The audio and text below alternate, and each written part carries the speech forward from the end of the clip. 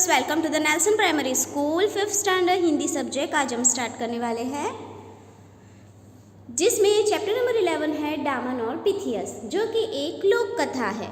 आइए अब हम देखते हैं चैप्टर की शुरुआत हार्डवर्ड से। पहला हमारा हार्डवर्ड्स है देश, प्रजा, परेशान, अपमान, विनती, सजा, प्रार्थना,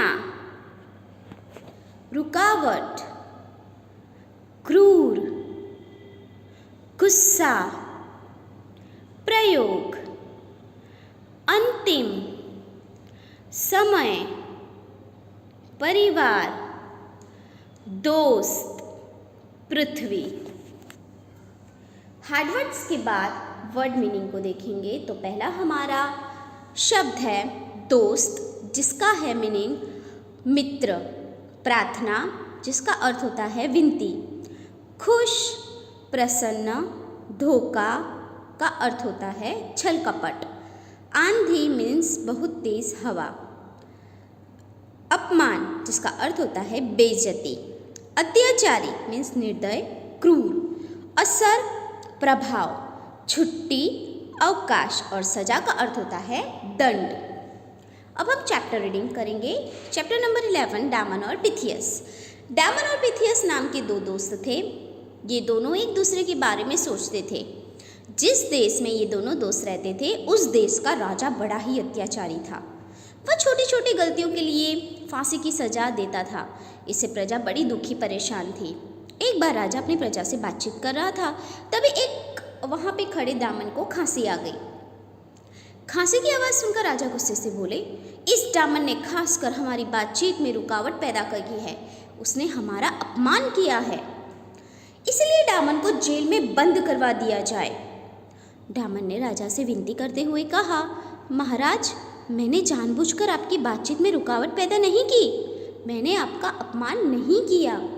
लेकिन राजा ने डामन की एक न सुनी। राजा की आज्ञा से डामन को जेल में बंद कर दिया गया और कुछ समय बाद राजा ने उसे फांसी की सजा सुना दी। यह सुनकर डामन का दोस्त पिथियस बहुत दुखी हुआ। उसने राजा से डामन को फांसी न देने की प्रार्थना की, लेकिन क्रूर राजा पर पिथियस की प्रार्थना का कोई असर नहीं हुआ। फांसी देने से कुछ दिन पहले डामन से पूछा गया, तुम्हारी अंतिम इच्छा क्या है? उदास होकर डामन बोला, मैं अपने परिवार से मिलना चाहता हूँ। राजा ने कहा, एक ही शर्त पर मैं तुम्हें तुम्हारे परिवार से मिलने जाने दूंगा। डामन ने पूछा, कैसी शर्त? राजा ने कहा, यदि तुम्हारी जगह कोई दूसरा आदमी जेल में रहने के लिए तैयार होगा, तभी तुम्हें अपने परिवार से मिलने के लिए कुछ दिनों की छुट्टी दी जाएगी। भला जेल में रहने के लिए कौन तैयार होता? लेकिन पिथियस तो डामन का सच्चा दोस्त था। वह अपने दोस्त डामन की जगह जेल में रहने के लिए तैयार हो गया। डामन अपने परिवार से मिलने चला गया। डामन जब अपने परिवार से मिलकर लौट रहा था, तभी अचानक बहुत तेज आंधी चलने लगी। आंधी के कारण डामन रास्ता भटक गया।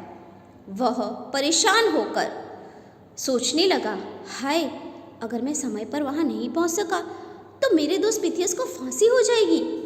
इधर फांसी का समय आ गया। पिथियस को फांसी की जगह पर ले जाया गया। पिथियस खुश था कि मेरा जीवन मेरे दोस्त के काम आ रहा है। लोग जोर जोर से कहने लगे, डामन ने अपने दोस्त को धोखा दिया है। पिथियस ने चिल्लाकर कहा, ऐसा मत कहो, डामन मेरा सच्चा दोस्त है। वो किसी परेशानी के कारण ही समय पर नहीं आ सका है। तभी दूर से एक आवाज़ आई, रुक जाओ, मैं आ गया हूँ। पिथियस को नहीं, मुझे फांसी दो। देखते ही देखते डामन तेजी से दौड़ता हुआ वहाँ पहुँच गया। उसने पिथियस से गले लगाते हुए कहा, मेरे दोस्त, फांसी पर तुम नहीं, मैं चढ़ूँगा। दोनों दोस्तों की आंखों में आंसू बहने लगे। तब डामन फांसी पर चढ़ने के लिए तैयार हो गया।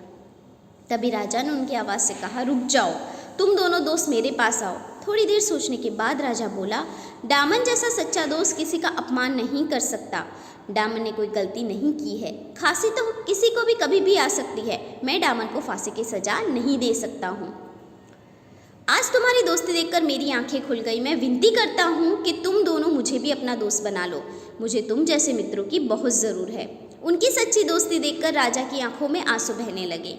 शिक्षा, सच्चा दोस्त वही है जो हमेशा साथ दे। यह एक ग्रीक लोक कथा है। चैप्टर रीडिंग तो बच्चों हमने कर लिया। आइए अब हम इसका एक्सप्लेनेशन देखते हैं। यह चित्र है उसका जिसका हमने अभी रीडिंग किया था, वही चैप्टर का। आप देख सकते हो यहाँ पे एक राजा है और सामने राजा की प्रजा खड़ी है।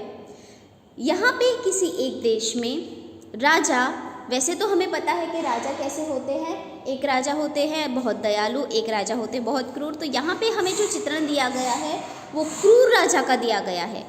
यहाँ पे आप देख सकते हो कि राजा प्रजा से किस तरह से बात कर रहे हैं। यहाँ पे जो राजा है वो बहुत ही क्रूर है। वो हमेशा अपनी प्रजा को दुखी ही रखता था, छोटी छोटी बात पर फांसी की सजा सुना देता था। राजा की यह स्वभाव से प्रजा बहुत ही दुखी थी, परेशान थी, क्योंकि जब राजा ही ऐसा हो तो प्रजा और फिर वो राज्य का क्या हो। हमेशा जो प्रजा थी वो दुखी ही रहती थी, क्योंकि उनके राजा जो थे वो बहुत ही अत्याचारी थे। एक बार क्या हुआ कि राजा जो थे अपनी प्रजा से बात कर रहे थे और तभी खड़े वहाँ पे दो दोस्त, जिनका नाम था डामन और पिथियस। डामन और पिथियस के बारे में अगर हम जाने तो ये दोनों बहुत ही अच्छे दोस्त थे। इनकी मित्रता मतलब ऐसी थी कि दोनों एक दूसरे की जान देने के लिए भी तैयार हो जाते। तो यही दोस्त वहाँ पे उसी प्रजा के बीच में खड़े थे। अब राजा जैसे ही अपने प्रजा से बात करने लगे तभी अचानक डामन को खांसी आ गई। अब बच्चों, खांसी तो कैसी चीज़ है, ये तो एक नेचुरली स्वभाव है हमारा, कभी भी कैसे भी आ सकती है। अब डामन का भी यही कहना था। राजा को क्या लगा कि वो जब अपनी प्रजा से बातचीत कर रहा था तो डामन ने जानबूझकर खांसा, उसकी बातचीत में रुकावट पैदा कर दी। राजा ने तुरंत ही डामन को फांसी की सज़ा सुना दी। उसने क्या कहा कि डामन को कैद कर दिया जाए। डामन ने विनती की कि मैंने जानबूझकर खांसी नहीं खाई, अचानक से मुझे आ गई। लेकिन राजा सुनने से रहा। उसने तो तुरंत ही बोल दिया अपने सैनिकों को कि इसको जेल में बंद करवा दो और थोड़े दिन बाद उसको फांसी की सज़ा दे दो। अब क्या हुआ कि डामन को फांसी की सज़ा तो सुना दी गई।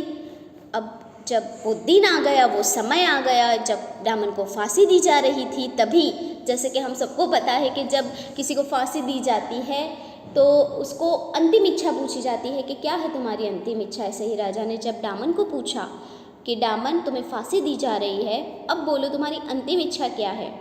तभी डामन ने कहा, बहुत ही उदास था वो, क्योंकि उसकी कोई गलती भी नहीं थी। तो उसने कहा कि मैं अपने परिवार से मिलना चाहता हूँ, एक आखिरी बार मुझे इसकी इजाज़त दी जाए, परमिशन दी जाए। तो राजा ने कहा ठीक है, तुम जा सकते हो। अब वो परिवार से मिलने जाएगा तो थोड़े दिन तो लगेंगे, क्योंकि वहाँ से बहुत दूर है, थोड़ा रास्ता है। तो उसने कहा कि एक शर्त पर मैं तुम्हें जाने दूंगा कि तुम्हारी जगह पर कोई और व्यक्ति यहाँ पर जेल में बंद रहेगा। अब ऐसा तो कौन होगा भला कि जो जेल में बंद होने के लिए तैयार हो जाएगा। तो डामन सोचने लगा राजा की इस शर्त के बारे में कि राजा हाँ तो कह रहे हैं कि हाँ तुम जा सकते हो, लेकिन मेरी जगह पे जेल में कौन बंद रहेगा। तभी पिथियस जो उसका सच्चा मित्र था वो आगे आया। उसने कहा डामन से कि मेरे मित्र तुम जाओ, मैं तुम्हारी जगह पर जेल में बंद रहूँगा। अब बच्चों आप ही सोचो, ऐसी मित्रता आपने कभी देखी है? ऐसी मित्रता जो अपने जीवन को दांव पे लगा दी, उसने अपना जीवन ही दांव पर लगा दिया। उसको पता है कि डामन जा रहा है, कभी वो न लौटा तो उसकी जगह पे उसको फांसी पे चढ़ा जाएगा। लेकिन पिथियस ने एक भी पल सोचे बिना अपने मित्र डामन को जाने दिया परिवार से मिलने के लिए। अब हुआ ये, जब डामन परिवार से मिलकर लौट रहा था तब रास्ते में आंधी चलने लगी, तूफान आने लगा और वो रास्ता भटक गया और वहाँ पर फांसी का समय आ गया। पिथियस को फांसी पे लटकाया जा रहा था। लोग जोर जोर से चिल्लाने लगे कि डामन ने अपने मित्र को धोखा दिया है। तभी पिथियस ने क्या कहा कि मेरे मित्र के बारे में तुम ऐसा मत बोलो, जरूर वो किसी मुसीबत में आ गया होगा, नहीं तो वो मुझे धोखा नहीं दे सकता।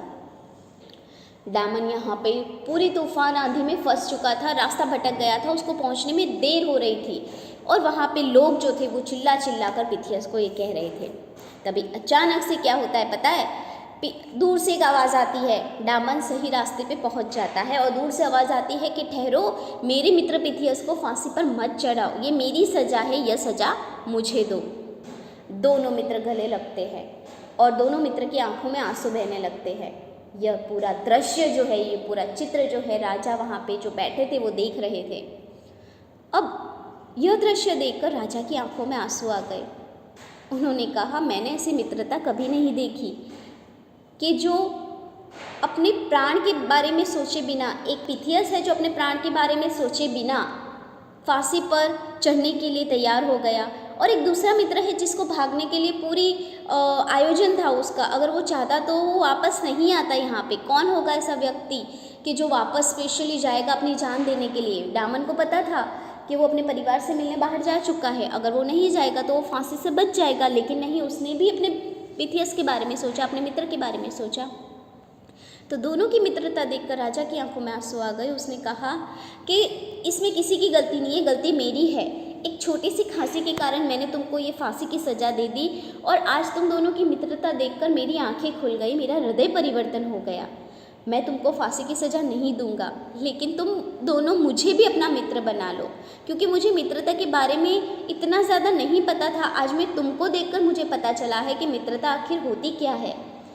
तो राजा जो थे दोनों मित्र से विनती करते हैं, माफ़ी मांगते हैं, और दोनों को कहते हैं कि वो दोनों भी राजा को अपना मित्र बना दे। तो बच्चों, ये पूरी कथा में, लोक कथा में आपने क्या सीखा? सच्चा दोस्त वही है जो हमेशा साथ दे। मित्र तो हमारे जीवन में कई होते हैं, लेकिन सच्चा मित्र वही होता है जो मुसीबत के समय पर हमारे काम में आए, संकट के समय में हमारे काम आए। ठीक है, तो आपके जीवन में भी ऐसा कोई मित्र जरूर होगा, है ना? तो यहाँ पर हमारा ये जो चैप्टर है डामन और पिथियस का एक्सप्लेनेशन समाप्त होता है। आइए अब हम देखते हैं ओरल एक्सरसाइज। ओरल एक्सरसाइज में 3 क्वेश्चन है हमारे पास। पहला हमारा क्वेश्चन है, राजा ने डामन के सामने क्या शर्त रखी। दूसरा क्वेश्चन है, सच्चा दोस्त किसे कहते हैं। तीसरा है, डामन समय पर क्यों नहीं पहुंच सका। तो सबसे पहले क्वेश्चन का आंसर हम देखते हैं, राजा ने डामन के सामने क्या शर्त रखी। राजा ने डामन के सामने यह शर्त रखी कि जेल में तुम्हारी जगह पर कोई और रहने के लिए तैयार होगा, तभी तुम परिवार से मिलने जा सकते हो। दूसरा हमारा क्वेश्चन है, सच्चा दोस्त किसे कहते हैं। इसकी डेफिनेशन बच्चों आप भी दे सकते हो, क्योंकि सबका ओपिनियन अलग अलग होता है इसमें। तो इसका आंसर है, जो सुख दुख में साथ दे वही हमारा सच्चा मित्र है। डामन समय पर क्यों नहीं पहुंच सका। डामन समय पर क्यों नहीं पहुंच सका, क्योंकि तेज आंधी चल रही थी और वो रास्ता भटक गया था। तेज आंधी चलने के कारण डामन समय पर नहीं पहुंच सका। तो ये थी हमारी ओरल एक्सरसाइज। ओरल एक्सरसाइज के साथ हमारा यह चैप्टर भी कंप्लीट होता है। Thank you.